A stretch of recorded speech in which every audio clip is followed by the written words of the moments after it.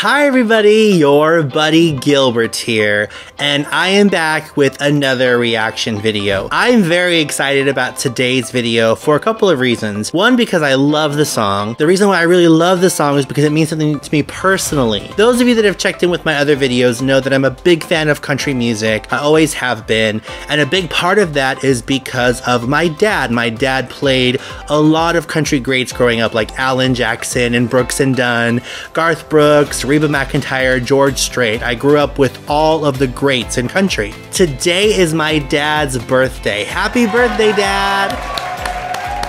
In honor of my dad's birthday, I would love to dedicate this song to him. This was one of the songs in particular that my dad used to play all the time, and I fell in love with it as a little kid.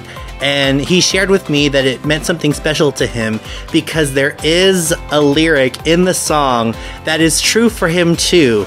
In the beginning of the second verse, it says, "When I became a father in the spring of '81, my dad became a father in the spring of '81 in late May. This spring, when I turn 40 years old, it's going to be the 40-year anniversary of not just my life, but of my dad becoming a father." So congratulations, Dad. You did pretty good on making me. I mean, I think I'm all right. But I really wanted to share this with you today to wish you a happy birthday and to dedicate this song for you.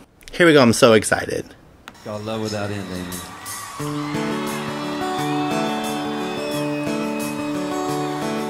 I got sent home from school one day with a shiner on my eye. Fighting was against the rules and it didn't matter why. When Dad got home, I told that story just like I'd rehearsed.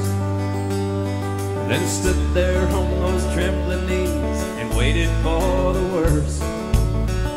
And he said, "Let me tell you a secret about a father's love, a secret that my daddy said was just between us." He said, "Daddies don't just love their children every now and then. It's a love without end. It's a love without end, amen." Love you, Dad. When I became a father in the spring of '81, there was no doubt that stubborn boy was just like my father's son. And when I thought my patience had been tested to the end, I took my daddy's secret and I passed it on to him.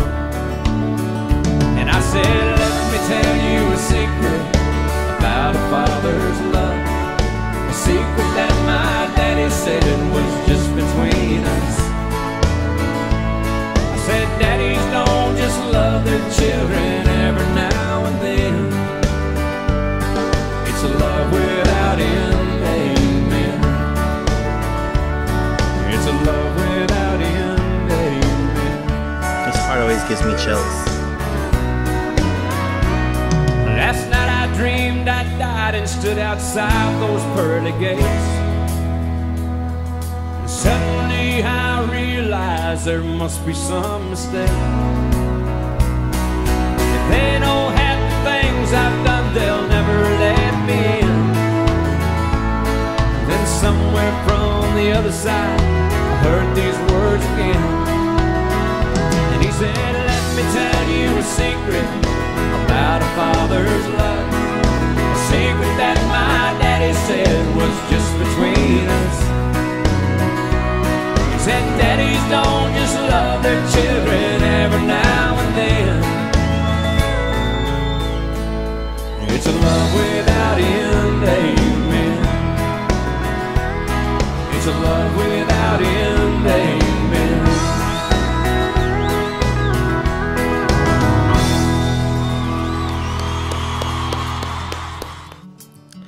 I got a little teary. I think it's common for us to wonder what real unconditional love feels like, and we think that if we mess up, we think that if we are not perfect, or if we are not what we're supposed to be by society's standard, that we're going to be rejected, we're going to be disowned, mocked, or ridiculed. And it's sad because for a lot of people it does happen, but it doesn't always have to be that way. When you have someone that loves you for who you are and embraces you and celebrates you and encourages you for who you are, it's a real blessing. My heart goes out to everybody. I wish everybody had that they know what it's like to have someone that loves them without any end, accept them and celebrate them unconditionally. No, we don't do everything right, and yes, we don't always live up to our fullest potential. That's different than knowing your worth and your value and that you're loved. Your who and your do, as I like to talk about.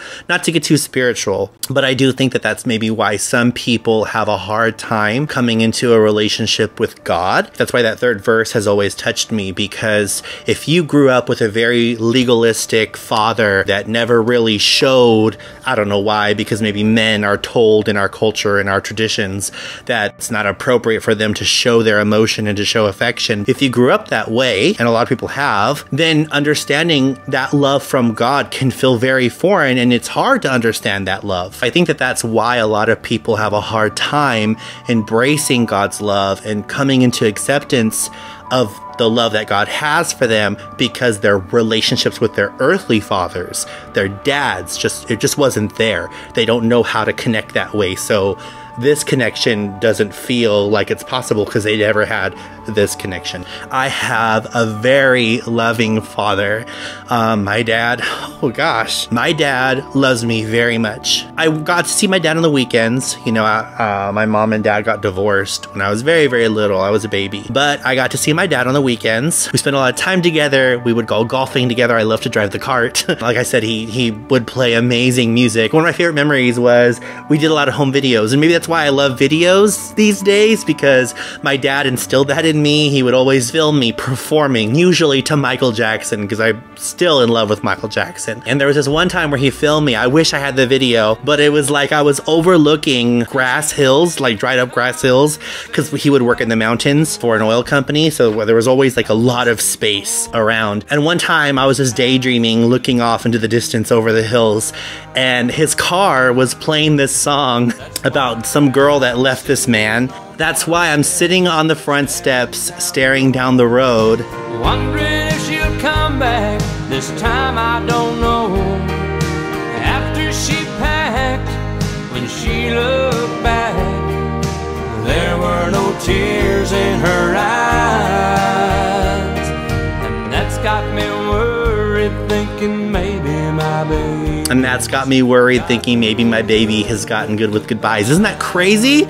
So it looked like my wife ran out and left me or something like that when I was a little boy.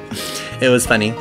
Growing up, the name Gilbert is a unique name, and that's fine, but I felt like it didn't belong to me because, you know, I was a little diva and I wanted my own name. I was like, why do I have to be a junior? Like, yeah, I know, you know, your dad's Gilbert, so you're Gilbert too, so you're a junior.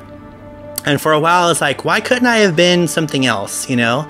Like, I don't know, Javier or Edward or I don't know what, you know, Darian or some kind of other name. But it's funny that the more that I have grown up into my life and the more that I've gotten to know my dad, not just as a dad, but as the man that my dad is, his character, his giving nature, he's such a giver, and just the way that he loves, and he loves really, really hard, and he's dependable, and he's loyal, he's just all the qualities of a man that I want to continue to be, if I can even say that I'm trying my best to do some of them. My dad is definitely one of my heroes, and I've come full circle, and I'm so, so glad that I am a Gilbert. I'm so, so glad that I have his name and that I'm carrying on his name for my life and my legacy, what I passed down, because it's an honor to be named after such an honorable man. And that's why I was like, I have to do something special for my dad on his birthday today. So Dad, I love you. Thank you for loving me with a love that has no end. Amen. And I hope that you enjoyed this video, and when it's safe again and this pandemicness craze calms down, I can't wait to see you again. And hi Faith, his wife. Hi Faith, I love you too. God bless you. Mwah. Thank you everybody for watching this with me as well. If you are brand new to my channel and you love watching an emotional wreck try to get through a reaction without crying and not really succeeding, please smash that subscribe button, smash the like button, and drop me a comment. Are you a fan of George Strait or just country music in general? I'd love to hear all about it. Back to that burning question that we had talked about earlier. I am recently just starting a Patreon, and it's because I really want to continue creating great content like this for you. And if you would consider subscribing to me and partnering with me to help me create great content, I will be so grateful. You get early access to all of my content in real time as I created and uploaded it. You also get behind the scenes stuff, some more intimate access to me, and you get all of the answers to all of the burning questions that you see in every video a year before they even come out on the channel. Thank you so much for chiming in with me and watching this video with me. I love you. God bless you. Stay safe out there, and I will see you in the next video. Mwah. Bye.